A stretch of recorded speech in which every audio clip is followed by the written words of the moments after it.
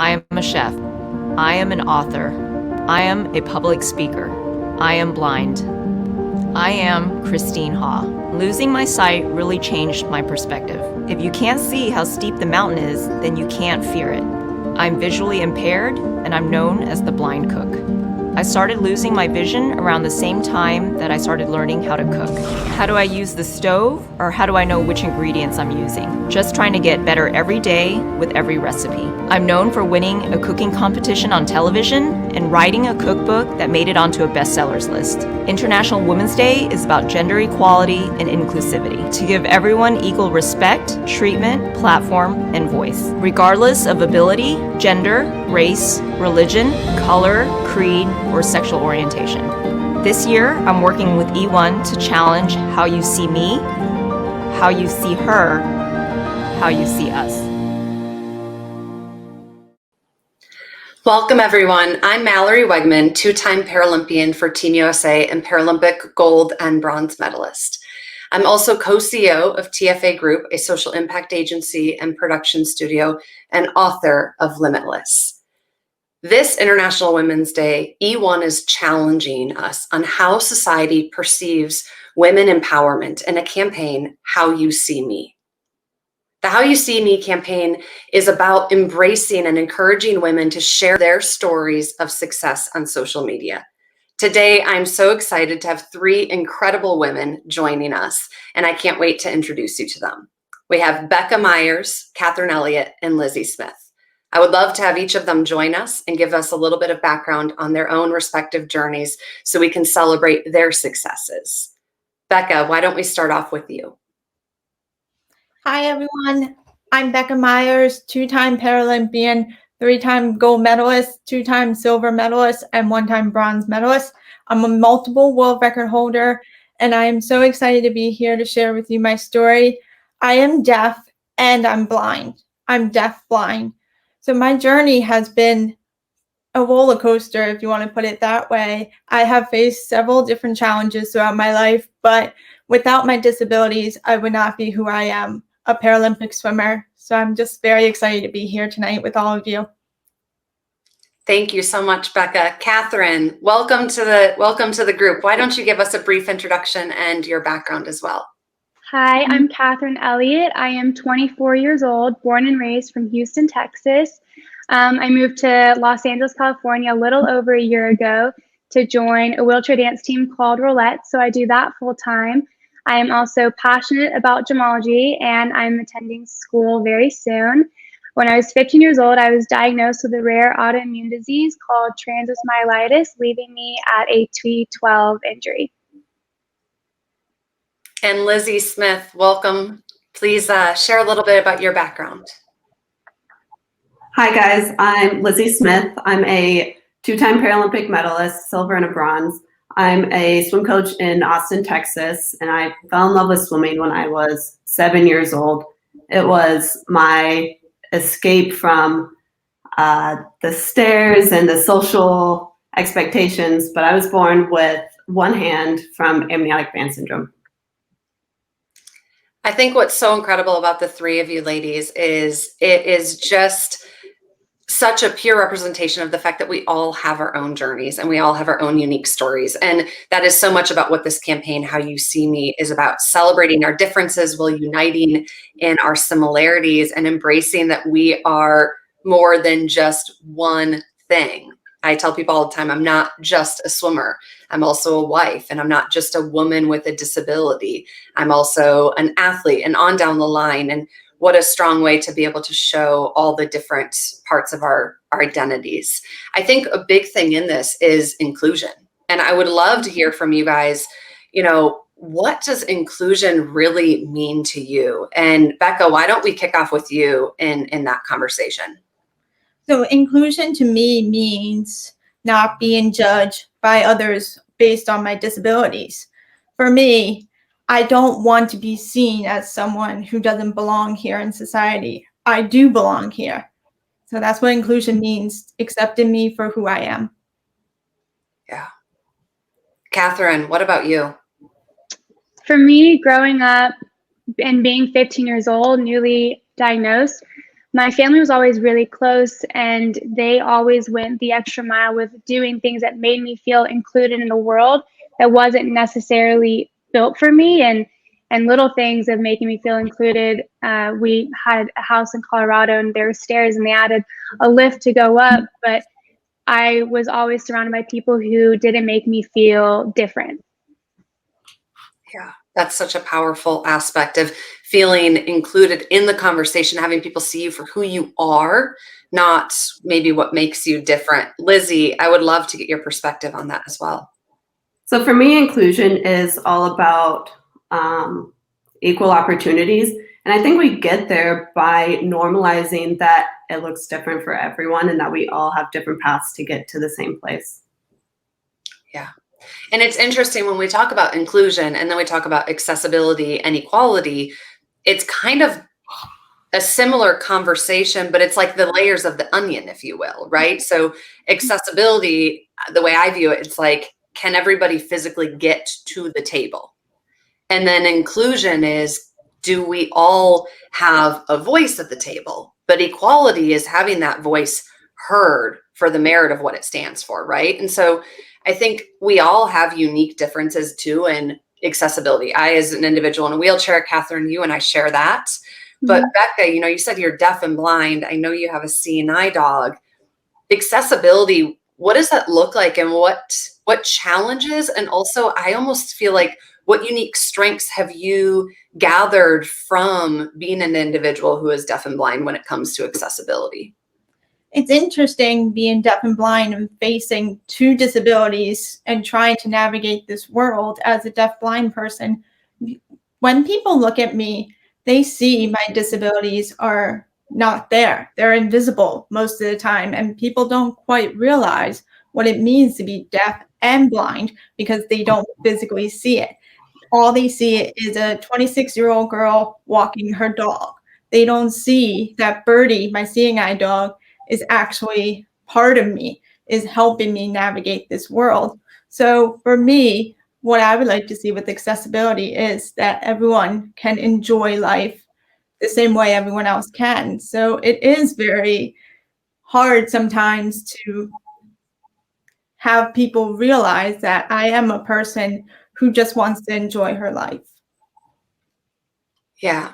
And Lizzi, I love the things that you've done throughout your social media. For anyone who's not, Lizzi posts some really, really cool things about even just how she's created accessibility in fitness, and the way in which you adapt things as an athlete, I think, is phenomenal. I would love to kind of hear your perspective on accessibility, because it's obviously different than that of Becca's experience.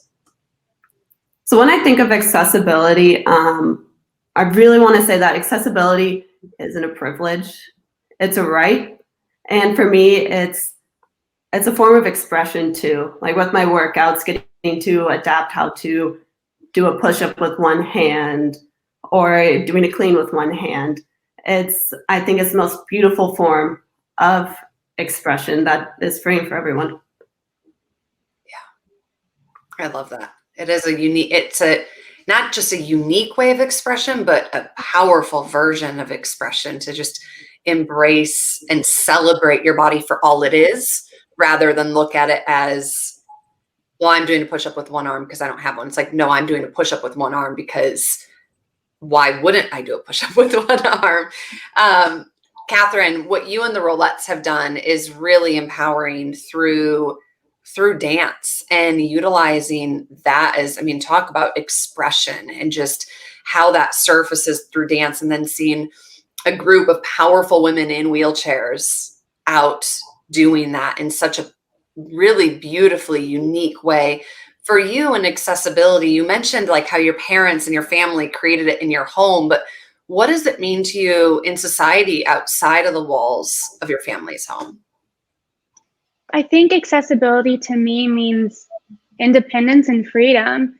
Without accessibility and without people following ADA laws, it makes it difficult to live life sometimes. And being around the Rollettes and the community that we all have now, it's truly incredible to have that surrounding us. And it's it's comfortable. And I think that we as a society have a long way to go with accessibility, but it's an incredible feeling so far.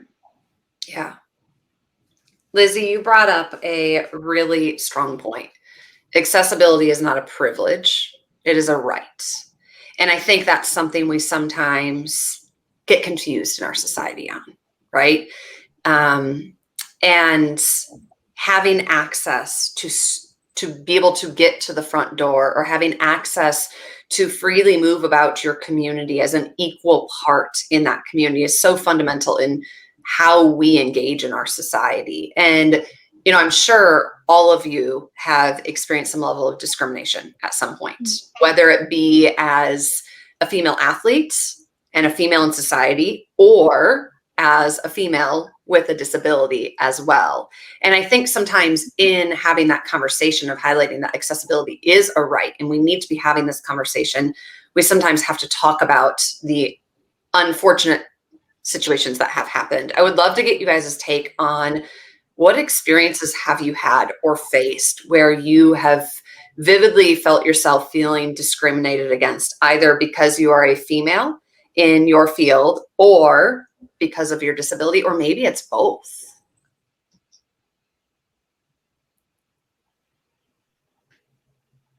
Lizzie, do you want to start with that one? I go back to when I was a little kid. That's when I felt the most hurt and shame around it. And I remember being in 4th grade, and my younger sister's classmates, they would put their arm in their shirt on the school bus and I'd be like, "Look, Erin, I'm your sister." And I felt so responsible for that shame, and that put a lesson in me that I need to make everyone comfortable. And it's taken me years to unlearn that that is not my responsibility. I do not need to make other people comfortable. I need to make me comfortable on my terms. That is really powerful in the stance of, I mean, Lizzie, how many times have you, I mean, I'll raise my hand on this one. Have we found ourselves making a joke about ourselves, about our own disabilities, to make other people around us feel more comfortable about the fact that we are different? Because we feel like it's our job to make sure that they're okay with the fact that you're missing an arm, or Becca, you're deaf and blind, or Catherine, you're in a wheelchair, I'm in a wheelchair. And it's like somehow we need to make other people feel okay with the fact that we're different in their eyes, which to me, it's not different. It's just we all have unique parts of our body and who we are. But what a powerful statement to say, that's not mine to carry. That's on you. That's not for me to carry. And I love that. Becca, you talked about when you walk around with Birdie and people see Birdie as like, Birdie's your dog. What they don't realize is Birdie is a second set of eyes for you to help you freely navigate the world. Have you faced any situations of discrimination through that experience? Yes, several times. I can list a couple. For example, just recently I went on vacation and I rented a house, and they immediately flagged me down and said, "No, you cannot stay here because we don't believe that your dog is a real service animal." And I had to fight that battle to make sure that it was right for me and for everyone else coming up behind me, that yes, a service dog is a service dog. It's not a pet that I want to bring on vacation. No, she's my service dog. She's coming with me. So that was a battle I had to fight recently. Another one is when I travel in airports.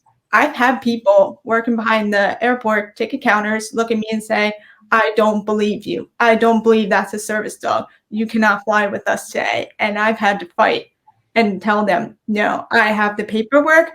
Birdie is coming with me. You cannot discriminate against me. This is not right."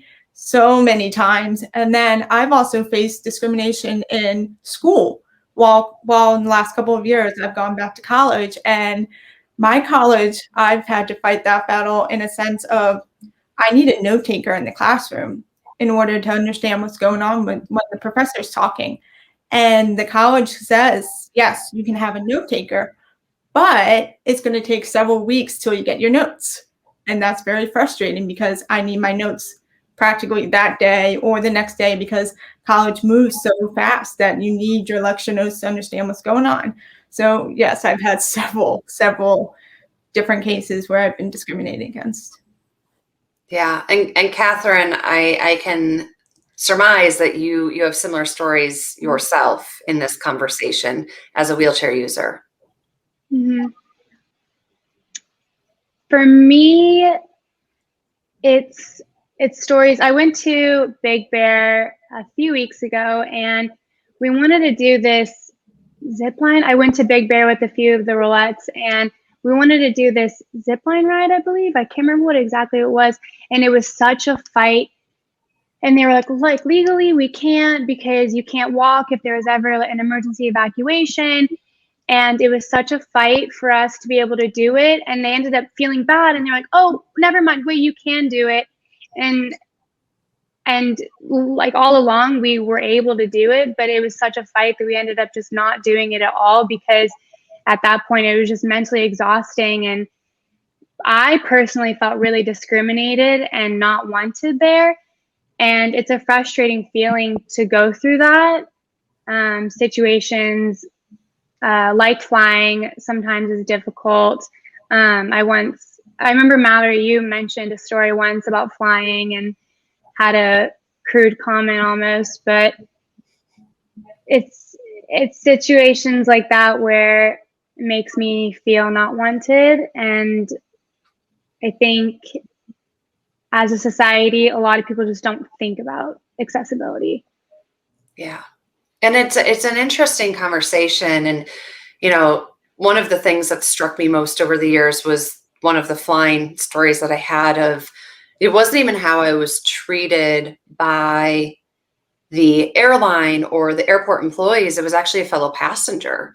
And I boarded with an aisle chair during general boarding because my connecting flight was late. And the woman sitting next to me was offended that I boarded so she would have to see me do that, quote unquote. And it was like the presence of me adapting and moving about my life differently was offensive to her, to the point that she said I should plan better next time so they don't have to see me do that.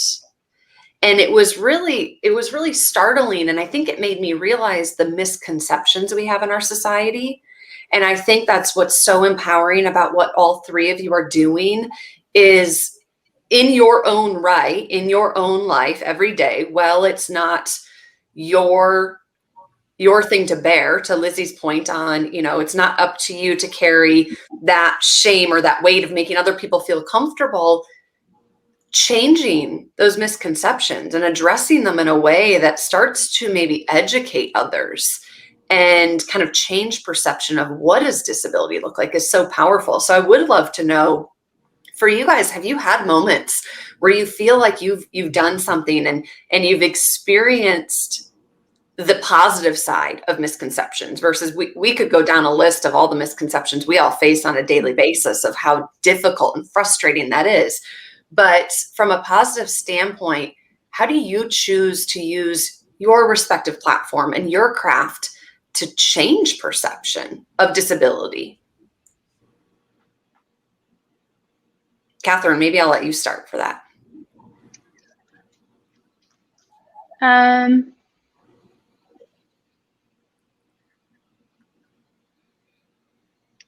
Could I get a minute? Yeah, I would say, I mean, I will firsthand say that after having spent time with you and the roulettes, I think one of the powerful things that I've witnessed, even as a wheelchair user, where you guys have empowered me, because this conversation is not just about how do individuals with disabilities change perception for individuals who don't live with disabilities. I mean, we are all still collectively learning and changing our own unconscious bias. And I think it's really neat what you guys do through dance, of like showcasing, celebrating your body and beauty and strength for what it is, And it's such an artistic expression that, like, even as another individual in a wheelchair, when I watch you all dance, it's like, wow. I mean, that just totally flips the narrative. So I would say for me, kudos to you guys, and kudos to you, because I mean, you are a beautiful dancer, and that is an art. And I think that that's a really unique way to change it and show that dance is for every body. Mm-hmm. When I was 15 years old, or growing up, I was a cheerleader, and through high school, I was a cheerleader. And newly diagnosed me, I would watch these videos on YouTube of all these girls dancing, and I'm like, wow, they move beautifully. I wish I could do that. And I didn't become friends with a wheelchair user until a few years into my injury. And once I met the Rollettes, I sometimes forget that we're all disabled because we're so accepting of one another. But they showed me that I can still dance, and I can still move, and I can still do all of these things that all of these other able-bodied women are doing. And it makes me feel accepted, and it's something that I didn't know I could do. Yeah, no, that's really powerful. Lizzi, through your platform, you show a lot of how you just adapt to life. But how much of that, like, where does that passion lie? About finding ways to, like you said, bridge the, it's not for me to make others feel comfortable, but yet still using the voice that you have to kind of change perception in a positive way through what you're doing? Yeah, so the world can be an incredibly scary place for a person with a disability, because the comments that people say can be so insidious. But what's incredible about social media is that I've been able to create such a safe community where I can speak my truth and talk about my experiences in a way that's been met with just absolute acceptance and education. And I'm met with that instant feedback of someone saying, like, oh, thank you so much, I learned something new. Or, great, like, I can teach this to my kids now. Now they will know what's the appropriate thing to say or do. That's really neat. And it is, there's so many comments. I feel like when something about you is maybe a little different, people take it upon themselves to express their curiosity in a way of like, well, if I don't understand it, then I'm just going to ask. And I'm going to ask, I'm going to cross that boundary of what is probably socially acceptable to say or ask of people, because I'm curious. And there's a fine line between awareness and being just intrusive. And I think that that's where some of this conversation lies, of how do we utilize social media and our platforms in a powerful way to stay on the positive side of that conversation and educate and empower. And Becca, I think you, through your story, you know, I know your condition is an incredibly rare one, being blind and deaf. And you've talked about, I'm not even going to try to say the name of what your genetic condition is, because I will butcher it. But I know it's a rare condition. And so you're carrying a platform that you could probably argue not many people understand. I mean, people don't understand being in a wheelchair. People don't understand maybe being an amputee or loss of limb. People don't understand being deaf. People don't understand being blind, and you are deaf and blind. So how have you utilized, probably, I would say, your swimming, but also just your way of telling your story to change that perception of what is possible and how you can adapt? So one of the ways that I utilize this tool is through social media, because I want to show parents who are just discovering my kid has Usher syndrome, which means deaf and blind, and also severe balance issues, which I have a little bit of. And what I want to try and do through social media is post stories of my life, of my journey, to show that mom that your child's going to be okay. Your child has a bright future ahead of you. Because when I was younger and growing up, social media wasn't quite around yet, and my parents were kind of at a loss. They didn't quite know what my future was going to look like. So for me, that's what I want to try and do through social media and with swimming as well. as well as academics. I want to show you can do anything. Don't let your disability stop you. The world is your oyster. Yeah, it certainly is. And I mean, goodness, Becca, how many medals do you have? How many what? How many Paralympic medals do you have? Six. Six. Yeah, I would say the world is your oyster. I love that. And in this conversation, what's interesting is when we look at changing perception and creating awareness and having these conversations, media plays such an important role in that. Do you think that disabilities are represented enough in media? Advertising, just all versions of the content that we digest? Because I know for me personally, that was one of the most startling things when I was injured at 18. And I mean, it's been 13 years, but when I was first injured, I felt like I constantly looked to a world around me that I didn't see myself reflected in. And it was like when I left the doors of my home, people in society saw that I existed almost in an overexposed way, but didn't actually see me. They saw the object beneath me that is my wheelchair. And it was very startling because there was such little representation in media that I felt like I couldn't see a path forward anywhere. And that was before coming into the Paralympic movement and meeting the Roulettes and other women who I felt like I could see myself in. And I think that's a common thing that we've probably all faced and that our next generation is navigating through. And, you know, while things have increased, I would love to know, you know, we're all kind of in different corners of the country with a different lens on this, but how do you feel disability is represented in media? And I'm going to let whichever one of you jumps in first grab that. I think with inclusivity within brands for disability representation, we have come a ways, but definitely not there yet within representation in the disability community. Constantly, I'm thinking about the younger girls and their generation and all the things that we're doing and all the things that y'all are doing to represent the little girls and especially the teenagers that are growing up in a world that doesn't necessarily see disability in the media often. Yeah.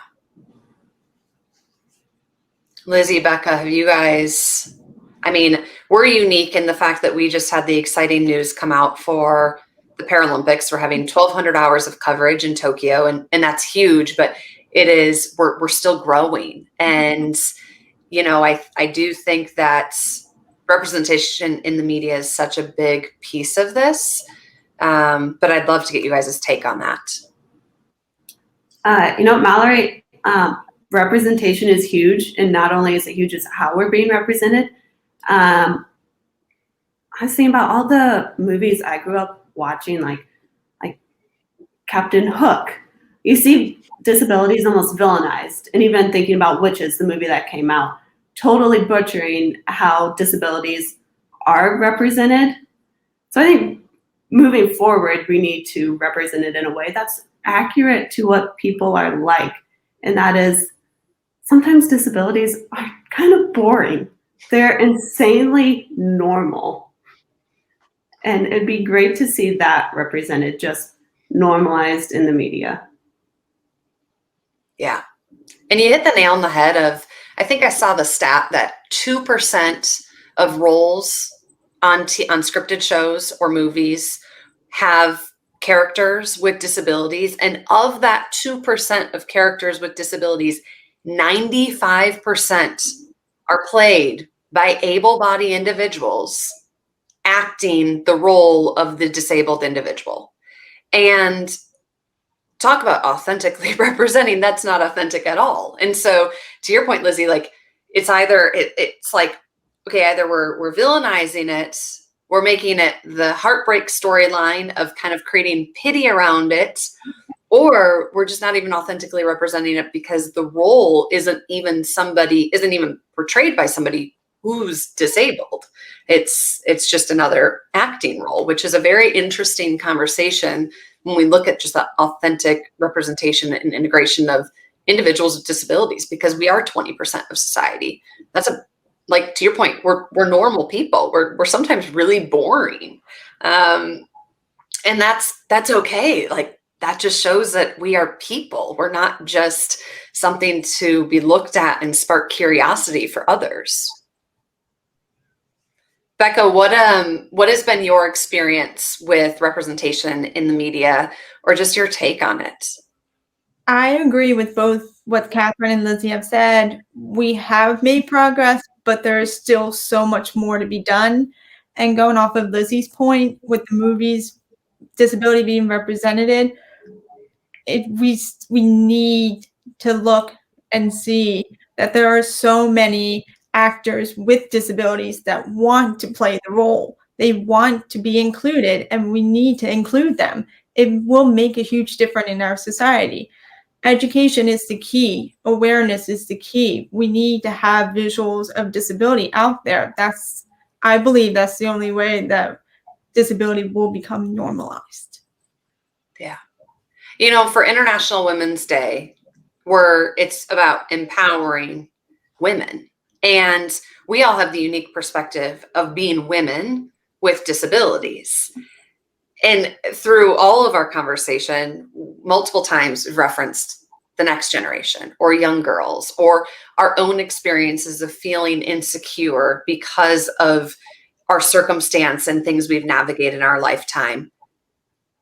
What would be, I'm going to go one by one. Lizzie, I'm going to start with you. But what would be the biggest thing that you would say to that 4th grade version of yourself who was figuring out how to be okay with the fact that, you know what, being different can also be incredibly beautiful?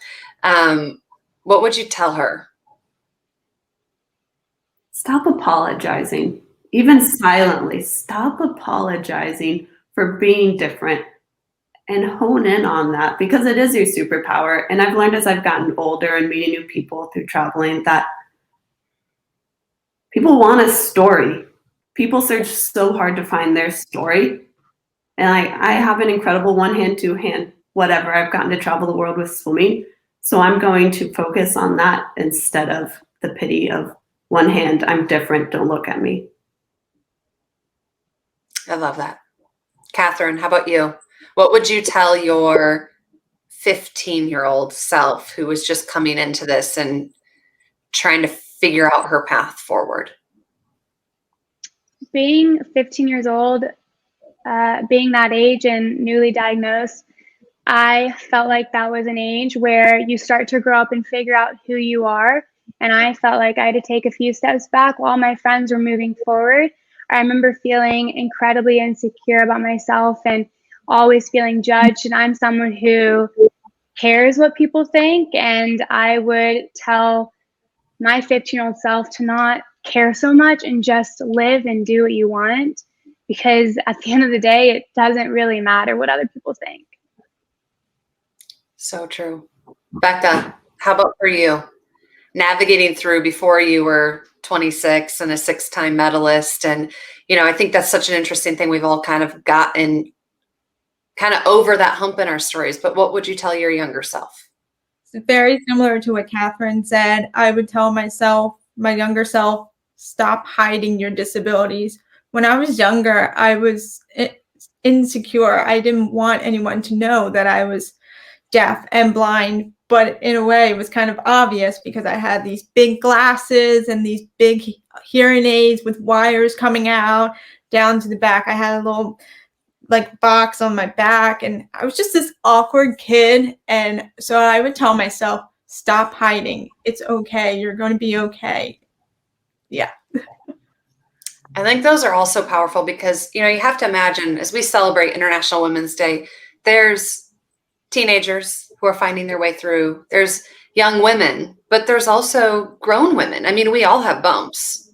We would give our past self advice. I'm sure there's days where we all have to remind ourselves of that. Stop apologizing. Doesn't matter what other people think.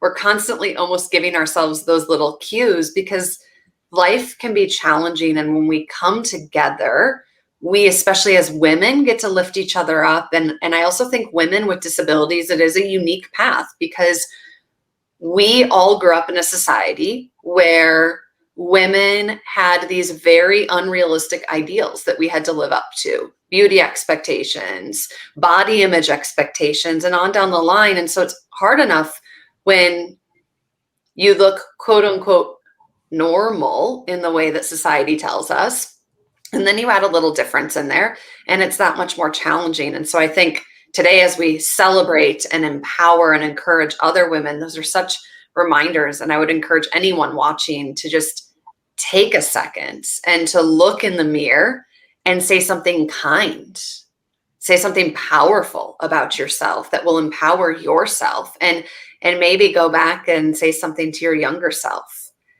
Because holding on to that and learning to appreciate your body for what it's survived and what it's moved you through in life is such a powerful tool. And I just think that that's something that we could all take a pause today as we celebrate other strong women, to also pause and celebrate our own inherent strengths. We talked in the beginning about inclusion and accessibility. I would love to hear you guys share equality.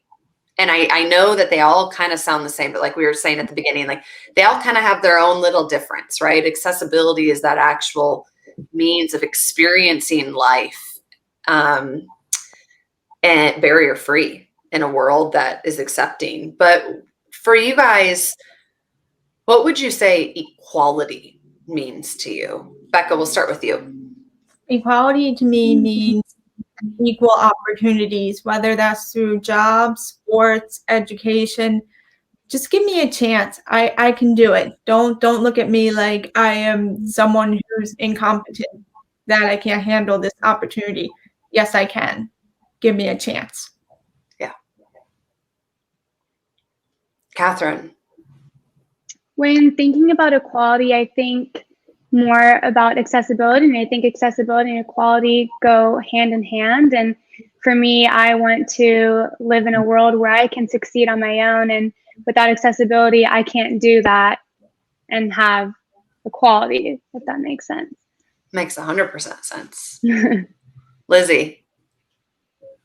Yeah, inclusion, accessibility, and equality, they all go hand in hand and work within each other. But for me, equality means free to enjoy the obligations and the opportunities that everyone else gets. Yeah. It is an interesting take too, because within the disability community, there's a lot of diversity, and that diversity represents different experiences.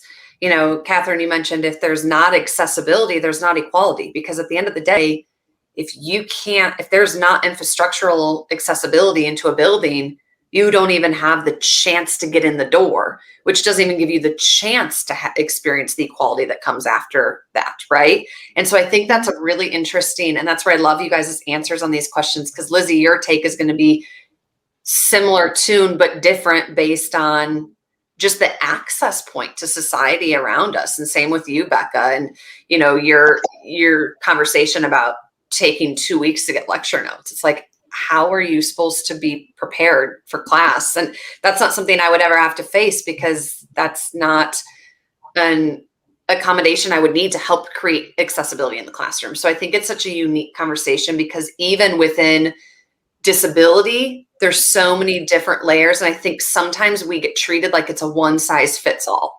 And it's like, oh, we have a ramp, so we're accessible. And then Becca, you're like, well, no, you're not, because there aren't hearing loops in the building. There's not, you know, great signage with Braille. There's all the other things you look for that you need that you don't have because somebody checked the box and said there's a ramp, or vice versa. And so I think that is it's an interesting conversation, because sometimes we become a one size fits all with disability. Like, oh, we checked that one box, moving on. Thank you, next. So I love you guys' take on that. Passion is such a big part of this. And you guys all have your own individual passions that you express daily through what you do. But when it comes down to it, like when you get up in the morning and you're motivated to seize the day, or trying to gain motivation to seize the day on the days where you just don't have it in you, what is the passion that gets you out of bed? Lizzi, we'll start with you. Life is an art. The art gets me going. That's my passion. And if I can look at adapting as an art, I can look at swimming as an art. It's a dance with the water. That's what refuels me. That's what reminds me that I'm not alone in my disability. I feel more connected to everyone when I view it as an art. I love that. It is an art. Can you really quick, I'm going to pause because I think you do something really beautiful. You talked about swimming as like a dance with the water and as an art. Tell viewers, what is it that you do? I'm going to tee you up without trying to say it because I know the answer, but I think it's amazing. How do you express gratitude with the water when you're swimming? Physically? Yeah. So some of the nuances that you do as a swimmer that I think are really unique when you just talked about the art, your gratitude bobs or your gratitude swims. Give a little context to that, because I think that kind of lines in with, you just said the art and passion, and you're one of very few swimmers I know that does that. And I'm going to geek out for a minute being a fellow swimmer. But I think it's so beautiful because it's like, to me, it seems like your way to connect, but share like, what's the inspiration behind your gratitude swims or your gratitude bobs? What was that one part? Right before you said gratitude, Bob? What's the inspiration behind those gratitude swims you do and your gratitude bobs? You just talked about the art of life. Oh, my inspiration behind it. Sorry, I'm throwing you a curveball. You are. I like it though. You're getting my brain going, and it's like taking me to such a spiritual place where like swimming is the closest we get to another world. It's also very beautiful that we have mastered being in an element that could kill us if we don't do it right. So to be able to be invited into that world and to do the grateful bobs and feel the water rush on your head, or for me, I push my underwaters 15 meters off of every wall because I get to lay on my back and look up at the clouds, and I get to make the world whatever I want in those 15 meters. It's just me in my underwater world looking at the clouds. And I think there's nothing more beautiful than that in the world. I love that.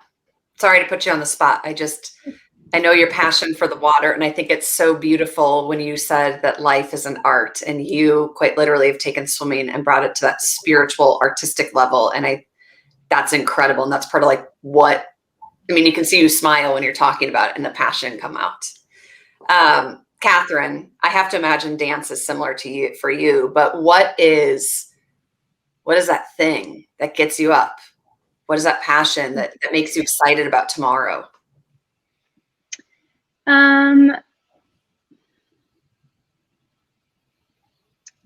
I hadn't figured out my passions until a few years ago when I met the Rolettes, and that trickled into one of my, I wouldn't say recent, it's been about 5 years, but recent passions about gemology, and I want to be a private jeweler. And lately I've been thinking a lot about how those two go hand in hand, and how the industry for gemology and the jewelry industry is so male dominated, and I want to be one of those women who come in and bulldoze, especially with a disability, and the Rolettes and all the work that we're doing, and how there needs to be progress with everything in the disability community, but getting to work on both of those things and getting to dance and feel free, and those are my passions. create a path forward is what it sounds like. I mean, go into a male dominant industry and make your mark. That changes the game for some other young girl who says, this is what I want to do. Maybe someday she won't say it's male dominant because she's going to be able to look to Catherine Elliott, who's out there killing it in the field and leading courageously in a space that maybe somebody wouldn't have seen a path forward in otherwise, which I think is so powerful. Becca, how about you? Gets you out of bed in the morning, gets you jazzed, is the thing that the force that like yanks you forward when you need it, that passion. So I would say there are two things that motivate me to get out of bed in the morning. One is the pool, similar to what Lizzie was discussing, how it's a different world. The pool is my happy place. It's my therapy place. That's the one place where I can go and forget about my disabilities. I dive in and I feel free. I feel comfortable. I know what I'm doing. No one's distracting me. I'm me. I'm in the zone. It's wonderful.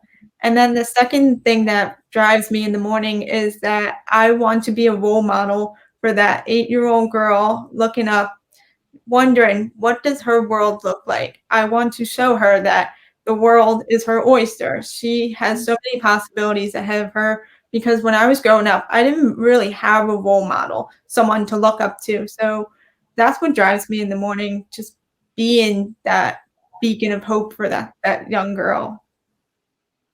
I love that. That's so powerful. In these, as we hear those answers too, you know, it's about stories of empowerment and embracing and celebrating success. And I think that especially women, we apologize for our success. We're bashful about it. Like, we don't want to showcase it too much because we just need to be a little more understated. So I love bulldozing. I mean, why not? Why not you? And giving that 8-year-old individual a chance to look towards something that represents what a future could be. And so I think today, as we celebrate, I would encourage all of you guys to honor your story. Ask yourself some of these questions. What gets you out of bed in the morning? What empowers you? What inspires you? What motivates you? What is that thing, that little fire that burns inside that makes you passionate? And listen to that voice and understand that we all look different and we all have a different path, and that's okay. And embrace that for what it is. And like Lizzie said earlier, let it be your superpower, because we are all strong enough to face whatever comes our way and to bulldoze any path that we want to, and prove that there's a place for women in every corner of our society. And there's a place for individuals and women with disabilities in every corner of our society. And it's our chance to pave that. So I just want to thank the three of you for joining today. This was incredible. They are such terrific women. I mean, you guys heard their own journeys and how they are using their craft and their story to empower and inspire and just blaze a path forward for the next generation. So thank you all for joining, and happy International Women's Day. Let's all band together and share on social media, #HowYouSeeMe, your stories of empowerment and success.